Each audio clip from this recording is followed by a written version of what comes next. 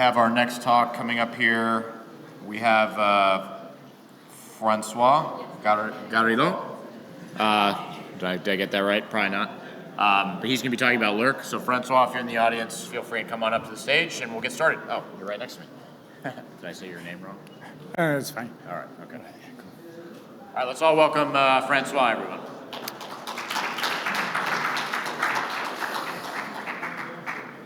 Hi. Let me see if I can. All right. So it's great to be here. I won't bore you about too many details. I'm François. I'm an engineer. I work at Lurk Labs. You can find me on Twitter for as long as that platform continues to exist. I'm going to talk a little bit about ZK-proof languages. And I want to motivate why the hell would somebody try to even start thinking about writing yet another ZK-proof language in 2023? Because there's like 4 examples on these slides, but there's actually many, many, many more that are not even in there. Ask anybody from Anoma, they have an entire stable of them at home. So to do that, I need to go back to what it means to try to write something about circuits. Okay, so this is not the best slide to present our CS computation, but the idea is you want to write a proof of f of x equals y. It's actually an f of x and w because you probably want hidden witnesses in there. And you're going to have to run through the traditional transformation into R1CS, a QAP, and then pass that on to your cryptographic backend. Your goal is to write that circuit that corresponds to your computation. And the traditional way of doing this is the direct compilation approach. You try to think about your source language. Your source language has primitive types, some control structures, and some operations. And you try to write an arithmetic circuit for that. Okay, so that means you write small combinators that represent some of your control structures. You place holes in there, wire up your circuit. Small combinators for your operations, very straightforward. You basically go through your program, not line by line, but AST type by AST type, and then produce a circuit that matches that one-to-one, right? But there's a couple of problems with that. One of the main problems is that your compilation target doesn't work with you. R1CS is a bit of a pain in the butt in that it's completely flat, which was the point of the previous, the point that was maybe difficult to capture on the previous slide, which is that there is no notion of control flow. One of the difficult, not impossible, but kind of engineeringly difficult ways of representing things in R1CS is representing branching. Let's assume that you do something that involves a division, but you only do that division if some condition is true. If the condition is false, do you care that the division is by a number that is 0? If you have a division by 0 in your R1CS, that's a motivation for your prover to immediately stop and say, hey, I encountered a division by 0, that stuff isn't defined, there's a problem here. But if that was a non-taken branch in your source program, you don't care. So now you don't have an error in your R1CS, in your prover. But that requires you to go back to your R1CS, inspect the branch, and see which branch you have taken. Except by the time you have R1CS, you no longer have the ability to move like that in the AST, because R1CS, again, is completely flat. Another problem is that you don't have branches. You don't have loops. You need to unroll all the loops.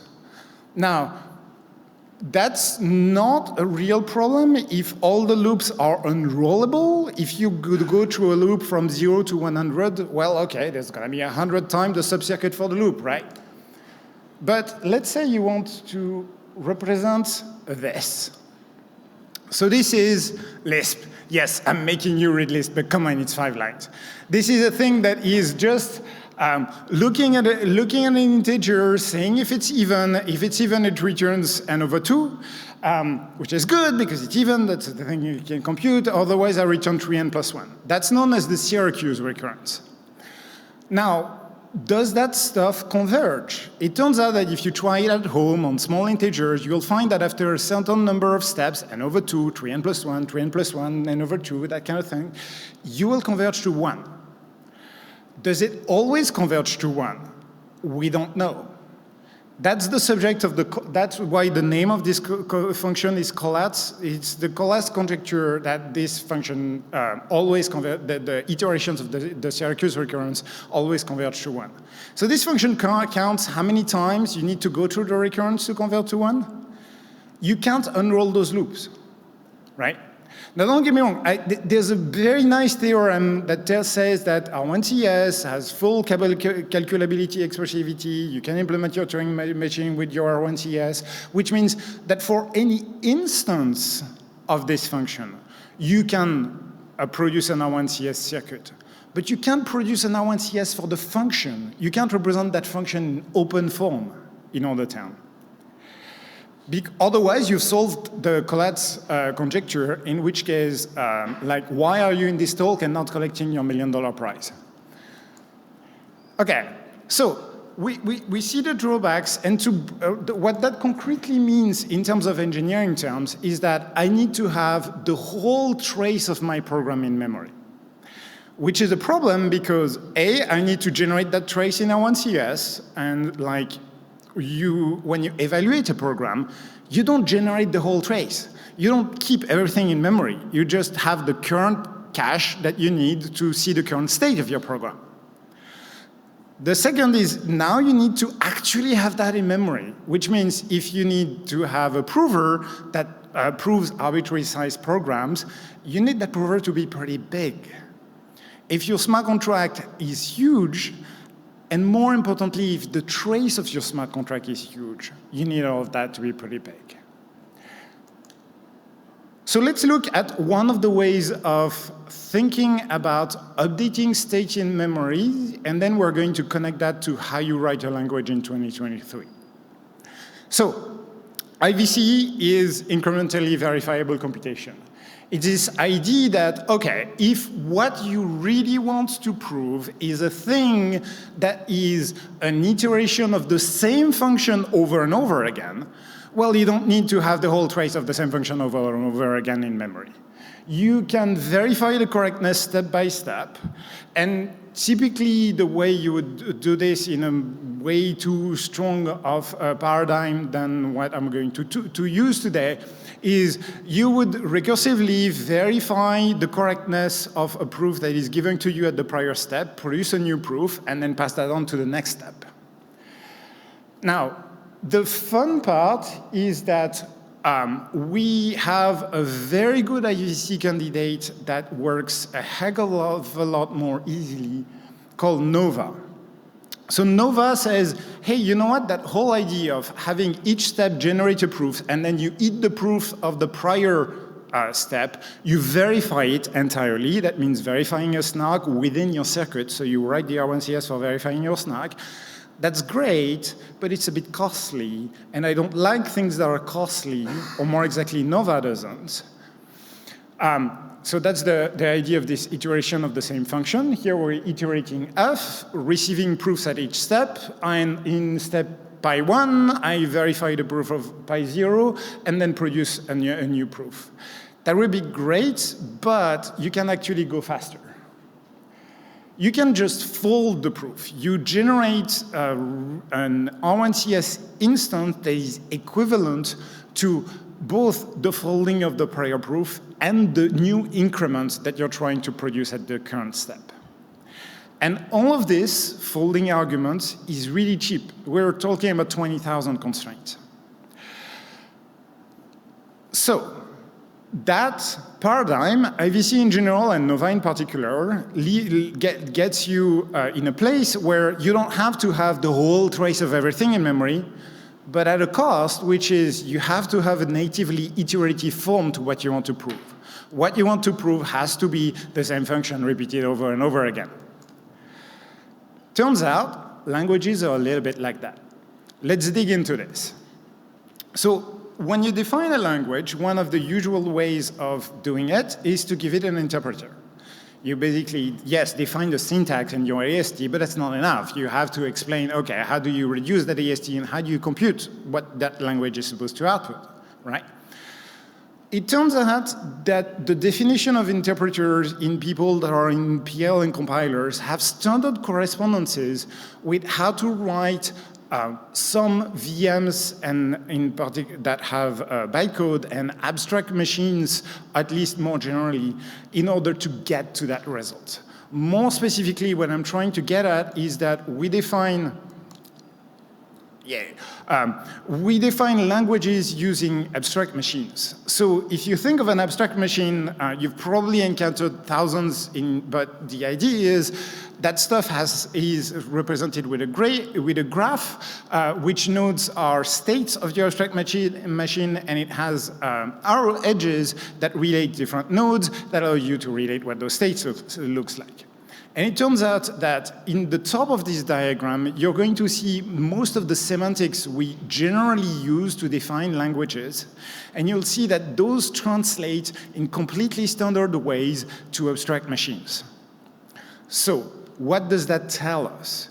It tells us anytime anybody is sitting down to define a language, whether they know it or not, whether it is the formalism of what they're doing, in most cases, what they're doing is writing a freaking abstract machine already, natively, for a very large class of languages.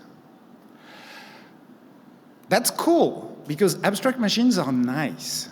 Abstract machines have a natural formulation in terms of something like this. And if you are not in programming languages, this is scary. If you are in programming languages, this is your textbook. The fun part is that abstract machines have this natural expression of what their step function is. That is, okay, I've just received on the left here some term of the source language along with some elements that represent the state of my abstract machine. Here, we're looking at the ZK machine.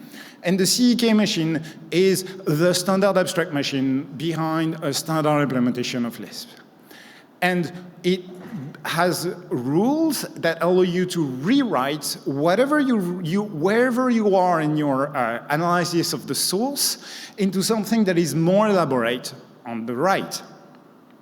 It's called ZK because you have a control term, which is the term of your language, which is in the syntax you see on the top. And it maintains an environment, and then a continuation for whatever you're going to do once you have you're locally finished reducing that portion of your language. What is cool about abstract machines is they have a step function.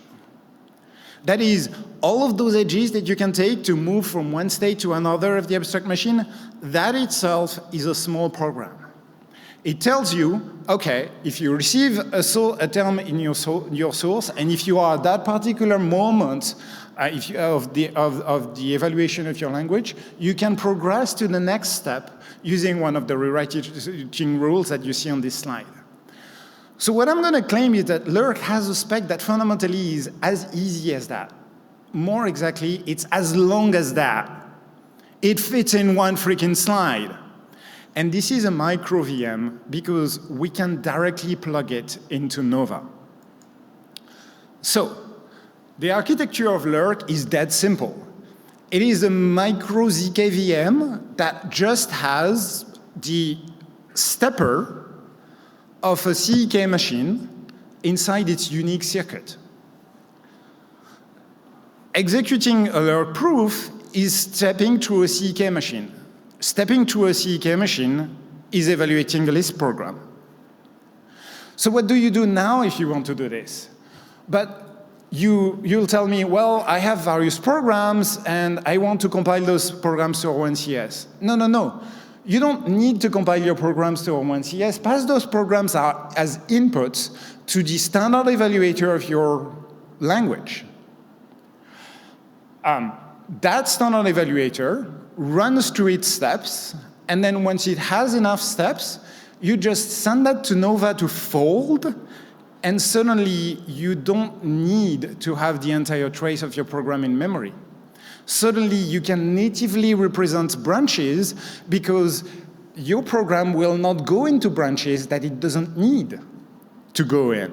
your evaluator won't go there, so those proof steps simply disappear in the path of the logic of your interpreter. Suddenly, you only need one circuit. I do mean one circuit. That circuit is universal. It can take any Lisp program, any inputs for that Lisp program, and evaluate it. That stepper is tiny. It is in fact so tiny that the natural idea that we had initially was, hey, you know what? We write a stepper circuit, and if it's small enough, well, it's only going to be slightly bigger than the Nova recursion overhead, which means we're going to run one step of the stepper, one step of the abstract machine for one step of Nova, and then we can fold this, and then only we need to fit in memory is really what it takes to evaluate one step of the circuit. Turns out we're under the Nova recursion threshold. Our circuit is well under 20K. I don't want to make commitments because we're going to add stuff to the circuit to accelerate some cryptography. But we're going to add stuff that has nothing to do with the freaking Lisp. Right. We can also commit to functions. So we have a central notion of commitment supported natively in the language. The commitments, of course, do not have this size. It wouldn't be cryptographically secure. We're using standard Poseidon commitments. It's just that the standard Poseidon commitments are tedious to read on slides, so I'm going a little bit smaller here. But we have this ability to, we have a REPL that will give you the commitments for your particular programs, and that means programs can be standard. You remember it was a bit difficult to represent in open form the function that represents the collapse recurrence? We're going to come back to it. You can open commitments along your proof. And you can open that to non-deterministically provide openings for particular commitment to programs. And so what that means is that we're, in fact, hash consing all the things. Hash consing is just giving a unique hash that allows you to compute structural equality between two terms of your program without having to go through the full term, right? We hash all values rigorously and maintain a store throughout the deployment of the proof. And so that gives us equality semantics between programs or between inputs at a very cheap cost. So we can define functions. We have no problem defining functions in open form and then reusing them whenever it is needed. We also have functional commitments. So you can commit to a particular function and then write a proof that expresses itself in the terms of the function that has this particular commitment, would pass those inputs, gets you that output. And then we can even do things, express things easily that look like functional commitments, like higher order functional commitments. You can have a particular data interface that says that, hey, if you, I can take my particular data, I'm committed to the data, and then I can take any function and then apply that function to the data and get you a proof of what the output looks like. So that's kind of cool. It lets you prove that you've run the function that a client gave you onto your own data. Okay. Now, one of the interesting parts of this is that this is just the beginning. Lurk is doing a release called 1.0 alpha. We have a blog post, a preprint. We have more. We have a spec. We've already audited. We have a tutorial. And you should definitely look up the slides to get access to all of this. But the summary, if you remember nothing else out of this presentation, is that a lot of languages are natively defined as abstract machines.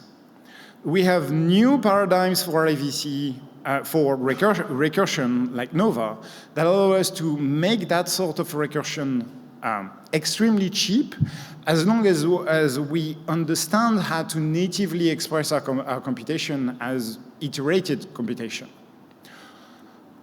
Whether or not you like Lisp-like languages, and I hope you do, it is certainly a heck of a lot nicer than an R1CS language. But the general argument for what we're building carries to so much more. It carries to essentially any functional-like language that you can define an abstract stepper for, an abstract machine stepper for. And that would include JavaScript, for example. You can then have a micro VM that has none of the limitations of R1CS, and that at the cost of taking a little bit of care for what hashing looks like in your language definition, can be content addressable. You can publish interesting modules online and then reuse them in a vast library of stuff. We are also on Twitter and Zulip and are happy to discuss all of those topics at any level of nerdiness that you're interested in. Feel free to reach out.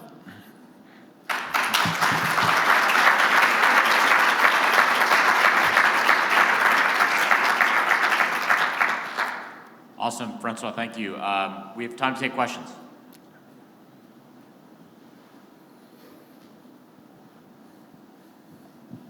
Thanks for the great talk. This seems to be very powerful technique. Do you have maybe some numbers to give us a sense what are the costs, like either comparing to native executions or to other ZK languages? We are working on those benchmarks. Comparing to native execution is not,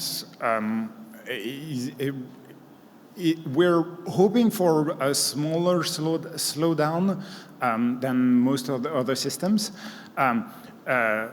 It's going to be difficult to beat SNARKs at their own game there for the proving time at least. But the general idea is that no, we don't have those benchmarks. The only cost you're paying, so Nova already does, and we're folding a relatively small circuit the number of times that we want at this stage. Our circuit is small enough to run several steps of the reduction inside one step of Nova. So we're hoping to be minimal overhead compared to Nova, to the best Nova benchmarks, and the best Nova benchmarks get out of 1 million constraints, which would translate for us into close to 100 steps of our reduction into 1.1 seconds. So but the difficulty in those benchmarks is to have programs on which we agree on, right? Because the reduction is program dependent. Everybody is testing that with SHA-256. We have a problem, which is that if we define SHA-256 in language without acceleration, of course the performance is going to be terrible, because we're going to represent bits, fundamentally, with field elements. Give us a little bit of time. We're going to come with those benchmarks and show where the real strengths of this are after we've defined a couple of cryptographic accelerators. Okay, thank you. But maybe do you have some sort of showcase application you envision that will be possible with like the sailing of those techniques? Like what kind of function I could compile with that and run in like? Yeah, so the functional commitment is the one that we put forward because it's absolutely trivial. So the idea of functional commitment is to commit to a function. The traditional example is a credit score function, which shows that, okay, here's the result of your credit score. I'm not giving you all the inputs, but it has been committed with this transparent function when you can be sure that what I'm giving you is the result of the standard algorithm for the credit score, so your credit score has been computed fairly. Now, the interesting part about this is that the original work on functional commitment by Dan Bonnet and others is only could assume the definition of the function in R1CS. And in R1CS, you're really looking at relational calculus, so you have plenty of problems with the idea that, okay, you're defining the relation that defines the function, and they're reusing ideas from holographic proofs a la Marlin that define an indexation relation in there to commit to this relationship. But they had to add some very clever proving to add that this was defining an actual function. That is that the relation only has one output on the right. And that's really difficult and creates a lot of constraints that do not need to be there when you're simply evaluating a source programming language. When you're evaluating a source programming language, your freaking parser is implementing that this is a function, or the semantics of your language. So for us, this is absolutely trivial. You can go from 0 to I've now made a proof about my credit score function in an afternoon. The proof generation feels fast on our machines. You're going to want to know more than that. I understand you. We're building this. Give us a little bit of time. Awesome. I think we have time for one more question here. So how easy is it to extend? Let's say I wanted to use, some exotic cryptography in my program, maybe a different type of elliptic curve, middle of this message, the middle of this encrypted message is a certain character proof, some things like that. So how do you extend it? Yes. So that's a very good question. Thanks a lot. So remember when I told you that the idea of Nova is that you're repeating the same function over and over again? That's completely true of Nova, but that is not true of Supernova. Supernova is also excellent work from Srinath Sethi that allows you to customize which circuit you run on each step of your folding. So you can have a handful of circuits, some of which are your Lisp evaluator, standard, and some of which evaluate R1CS functions that are quite a bit faster. And so the nice thing is that there are several answers to your question that are all positive. One is, if you want fancy cryptography, you can have cryptographic accelerators built into the language by representing them classically as circuit. And we have had one example with the Spartan CDSA talk a little bit earlier in the breakout room like an hour ago. So you can define those accelerators in R1CS, join them to be supported natively by the language, and then have those proofs be represented, folded in Nova.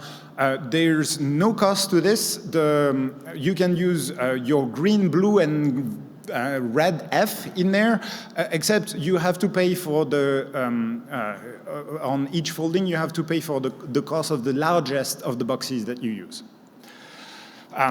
So that's when we're building those cryptographic accelerators. They will be there soon. Send us money, engineers, or whatever, and we're definitely building this. If you want to talk later about sending us money or engineers, I'm fully available. The second answer is the only thing that Nova requires at a basic cryptographic step is a pair of curves. So it needs a curve cycle. That curve cycle does not need to be pairing friendly. So Palaces Vesta will work. But if you are interested in doing that on Ethereum, for example, doing this with Grumpkin as the curve cycle will work as well. We don't have Grumpkin implemented in Codebase right now, but again, our Codebase is fully generic in the fields that we use, so that would be relatively easy to put in. Again, engineers, open source contributors, Is this all open source? Oh yeah, all of this is open source and available today in repos. writing a small program in Lisp, generating a proof, and measuring how fast it feels on your laptop is a thing you can do today. Awesome. Thank you very much. Let's give François another hand.